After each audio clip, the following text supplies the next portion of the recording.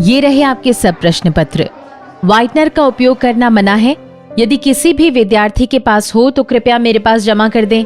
सभी को शुभकामनाएं। समय समाप्त। कृपया अपनी उत्तर पुस्तिकाएं जमा कर दें। मैम, व्हाइटनर का इस्तेमाल करना क्यों मना है? व्हाइटनर एक हानिकारक पदार्थ है। इसको सूंघने से दिमाग और तंत्रिका तंत्र पर बुरा असर पड़ता है। ये ड्रग लेने की लत को भी बढ़ावा देती है। हमारी सरकार ने 18 साल से कम उम्र के बच्चों के द्वारा करेक्शन फ्लूइड, व्हाइटनर आदि का उपयोग करने पर रोक लगा दी है। अच्छा, अब मैं समझा और अब मैं अपने दोस्तों को भी समझाऊंगा। धन्यवाद मैम। विजय, हमारे स्कूल का जोनल फुटबॉल मैच अगले महीने होगा। तुम टीम के बेहतरीन खिलाड़ी हो, लेकिन अभ्यास करने नहीं आते हो। सर, मेरी तबीयत ठीक नहीं है। मैं कल अभ्यास करूंगा। इरफान, तुम्हें विजय के बारे में कोई जानकारी है? वह इन दिनों तनाव में दिखता है और उसका व्यवहार भी बदल गया है। आप सही कह रहे हैं सर, मैं उससे बात करूंगा। दुकान वाले से कहो कि वह अपनी दुकान यहाँ से हटा ले। सरकार के आदेशानुसार 18 साल से कम आयु के व्यक्तियों को तंबाकू उत्पाद बेचना वर्जित है और शैक्षिक संस्थानों के 100 मीटर के दायरे में भी तंबाकू उत्पाद बेचना वर्जित है। विजय, तुम अकेले क्यों बैठे हो? क्या बात है? इरफान, मुझे मदद की जरूरत है। तुम्हें तो पता ही है कि मेरी पढ़ाई सही नहीं चल रही है और परीक्षा भी शुरू होने वाली है। इससे मेरा तनाव बढ़ गया है।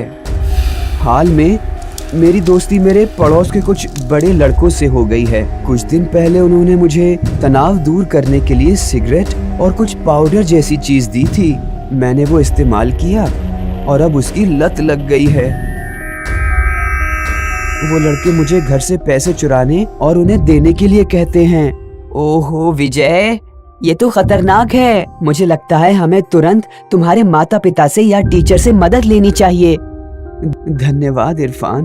मैं अपने पीटी टीचर से बात करूंगा और रोजाना फुटबॉल का अभ्यास करने की कोशिश करूंगा। विजय, उठ जाओ। क्या किसी को पता है इसे क्या हुआ है? इसने मुझे बताया कि इसके कुछ दोस्तों ने पाउडर जैसा कुछ मादक पदार्थ दिया था। ओह नहीं, ये तो गंभीर मामला है। कृपया प्रिंसिपल को बताओ और हम इसे अस्पताल ले चलते हैं। कृपया कोई इसके माता पिता को भी सूचित कर दो। विजय अब खतरे से बाहर है। हमें इसमें नशा लेने के कुछ शुरुआती लक्षण दिखे हैं और कुछ दिनों तक इसका इलाज चलेगा। हमें विश्वास है वो ठीक हो जाएगा। धन्यवाद डॉक्टर, आपने मेरे बेटे की जिंदगी बचा ली। मैं हमारे आसपास हो रही समाज विरोधी गतिविधियों की शिकायत स्थानीय पुलिस को दर्ज कराऊंगा। डॉक्टर, यह बहुत दुर्भाग्यपूर्ण है। मैं स्कूल के प्रिंसिपल से हमारे सीनियर विद्यार्थियों के लिए जागरूकता शिविर लगाने और परामर्श कार्यक्रम आयोजित करने का अनुरोध करूंगा, ताकि हमारे स्कूल के बच्चे नशीले पदार्थों के चंगुल में नहीं फंसे। और इस प्रयास में उनके माता पिता को भी शामिल होने का आग्रह करूंगा। हम इस कार्यक्रम में बतौर वक्ता आपको आमंत्रित करेंगे। ये बहुत अच्छी पहल है, मैं जरूर आऊंगी। धन्यवाद। प्रिय विद्यार्थियों, शराब, तंबाकू और नशा लेने की शुरुआत आमतौर पर किशोरावस्था में होती है। कुछ जिज्ञासावश लेते हैं तो कुछ यार दोस्तों के जोर देने पर और कुछ अन्य चिंता या मन में हीन भावना घर कर जाने की वजह से। इसका असर हमारी पढ़ाई पर, स्कूल से लगाव और अन्य गतिविधियों में भागीदारी पर पड़ता है। इसलिए आप सभी नशे को ना कहें और मादक पदार्थों से दूर रहें। मदद के लिए अपने माता पिता, टीचर या फिर दोस्तों से बात करें और किसी विश्वसनीय व्यक्ति की मदद लें। मैम, आप टीचर और माता पिता से कुछ कहना चाहेंगी?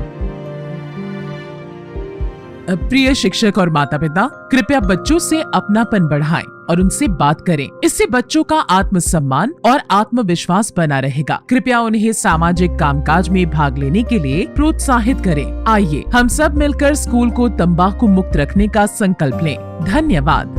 बचपन और किशोरावस्था में बच्चों पर कई कारणों से नशीले पदार्थों के चंगुल में फंसने का खतरा रहता है, जिसमें उन पर और आसपास के माहौल पर बहुत बुरा असर पड़ता है।